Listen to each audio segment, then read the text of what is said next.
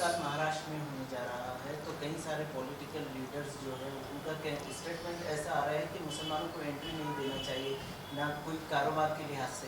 नीतीश राणे ने इस पर सवाल उठाया कि दुकानें नहीं बता देना। देखिए, नीतीश राणे की हुकूमत नहीं है, नीतीश राणे एक चिंदी चोर लीडर है महाराष्ट्र का, और उसने अगर कोई बयान दिया है तो इसका मतलब ये नहीं है कि वो हुकूमत का बयान है करके।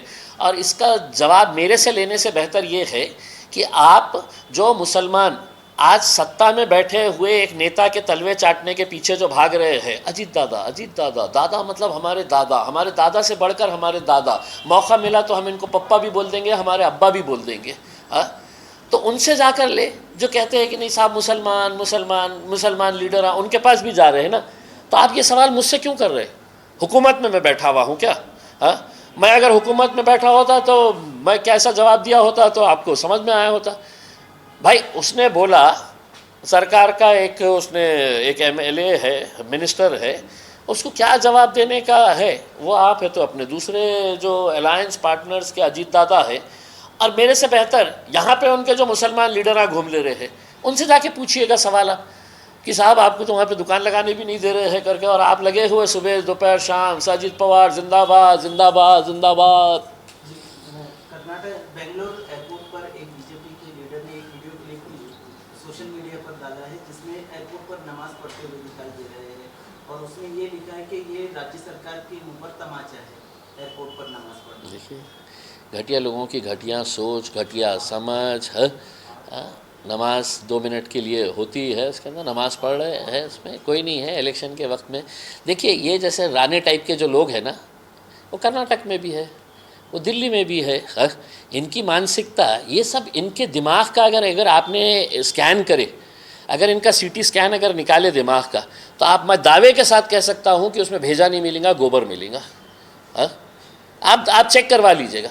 मैं नीतीश राणे को चैलेंज कर रहा हूँ, तो एक मरतबा सीटी स्कैन निकाल, और निकाल के है तो तू वो रिपोर्ट है तो सोशल मीडिया के ऊपर डाल। हम दावे के साथ बोल सकते हैं कि तेरा मेंदू जो होता है ना, भेजा, वो भेजे की जगह गोबर है तुम्हारे दिमाग में भरा हुआ। सर, महाराष्ट्र में 5 करोड़ का जो जमीन घोटाला निकला है, 12 कंपनियां और ऐड हो गई उसमें, और वो ही राष्ट्रवादी दोनों भी भतीजों को बचाने के लिए मैदान में उतरी। आप कैसा देखते हैं? नहीं, बाप खुद बोल रहा है कि मेरे को तो मालूम ही नहीं, मेरे को अच्छा 300 करोड़ का अच्छा ले लिया उसने ज़मीन, अच्छा मेरे को तो पता ही नहीं है करके उसमें।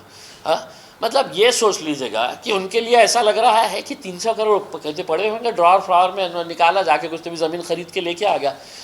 मतलब वो जब स्टेटमेंट पढ़े हमने, जब हमने उनका स्टेटमेंट सुने, तो मैं फ़ौरन मेरा हाथ जो है ना वो कान के पास लगाया कि बोला कि कान में बीड़ी वीड़ी तो अटकी भी नहीं है हमारी, कि हमारे को कुछ अकल ही नहीं है हमारा।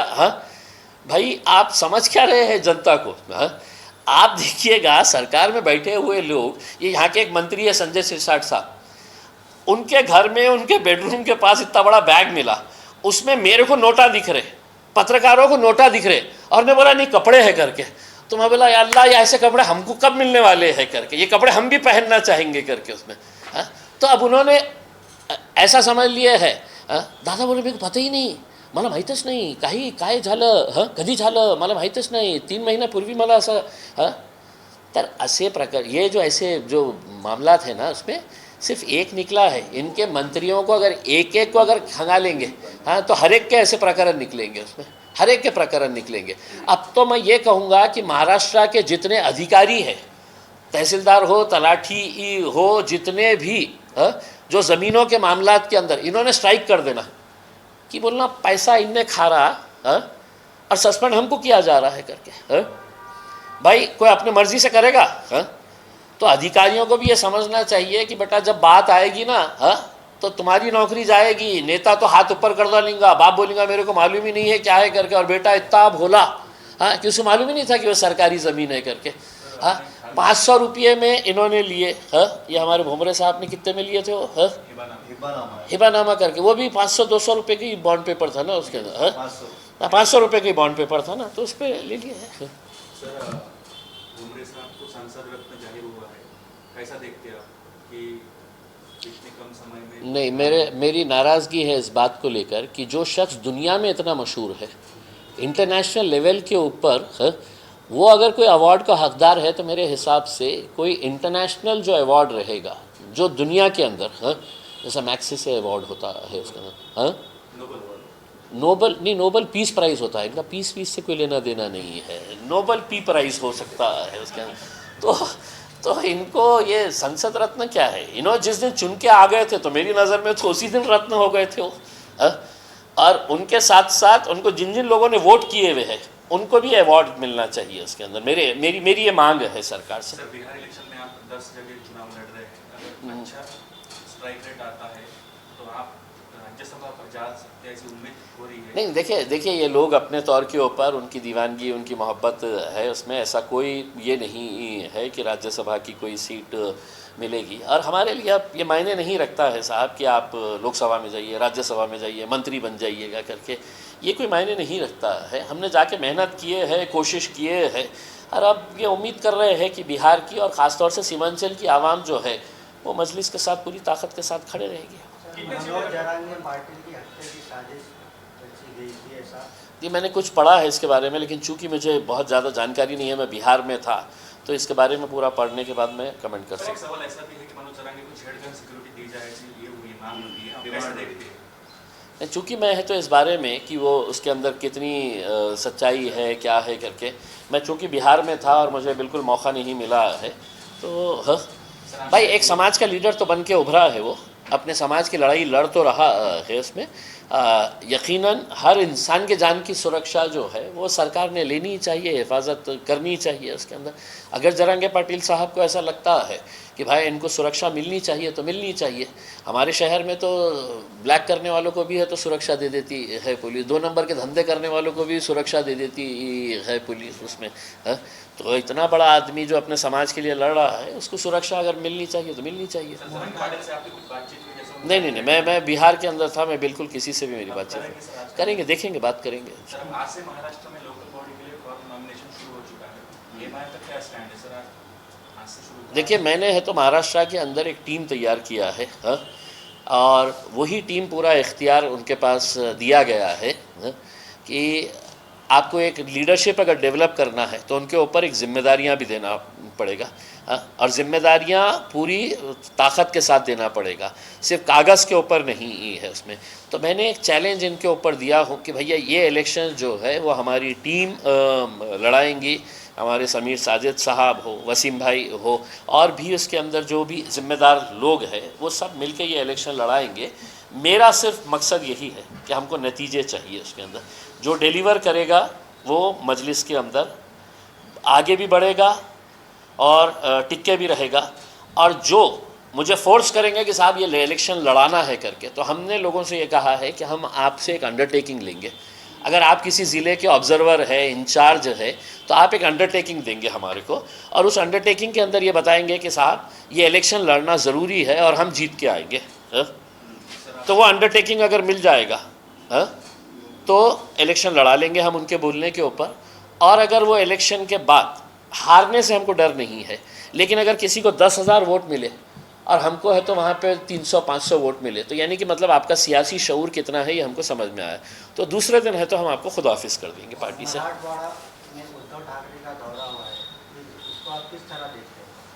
बहुत होते रहते दौरे, मुझे पता नहीं है काय के लिए आए थे, क्या करने आए थे। किसानों को जाके मिले उन्होंने, और यहाँ पर तकरीबन कोई, मैं पहले भी बोल चुका हूँ, कोई दौरे फौरे करने की ज़रूरत नहीं है। टेक्नोलॉजी इतनी आगे बढ़ चुकी है कि आप अपने ऑफिस में बैठ के कौन सा क्षेत्र कितना ख़राब हुआ है, कितना नुकसान हुआ है, ये सब आप बता सकते हैं। तो ऐसे उसमें ठीक है, अपने राजनीतिक तौर के ऊपर ये कर रहे होंगे उसमें, लेकिन सवाल यही पैदा हो रहा है कि क्या किसानों को जो उनका सरसकट कर्ज माफ़ी का मामला था, उनको जो मदद पहुंचाने का मामला था, क्या वो पूरा हो पाया है? तो नहीं हो पाया है। जिस इलेक्शन के वक्त में महिलाओं को लाड़ किया जा रहा था, वो पूरी महिलाओं के साथ लाड़ चल रहा है अभी भी, या वो लाड़ ख़त्म हो चुका है? 1500 रुपये अब उनको थैंक यू नो मेंशन कर दिया गया है। सर आरएसएस प्रमुख मोहन भागवत ने कहा है कि आरएसएस राष्ट्रहित के काम करती है, आप किस तरह देखते हैं? और उन्होंने दूसरा मुसलमानों के लिए भी दरवाज़ा खोल दिया गया। हमको कहीं नहीं जाने का है भाई, हम इस देश के अंदर है। आप आपका राष्ट्रहित कौन कौन सा काम है करके आप चड्डी पहनिए, डंडा लीजिए, साल में एक मर्तबा है तो मोटे मोटे पेट लेके डंडा लेके है तो आप संचलन करिए और बोलिएगा हम इस देश के लिए।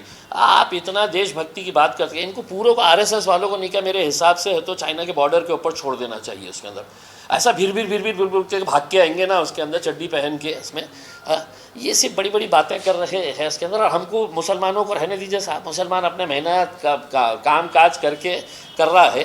आप अपने बारे में है आप बात करिएगा कि आप क्या करने वाले हैं करके, जहाँ वहाँ जो वो उठता है मुसलमान मुसलमान मुसलमान।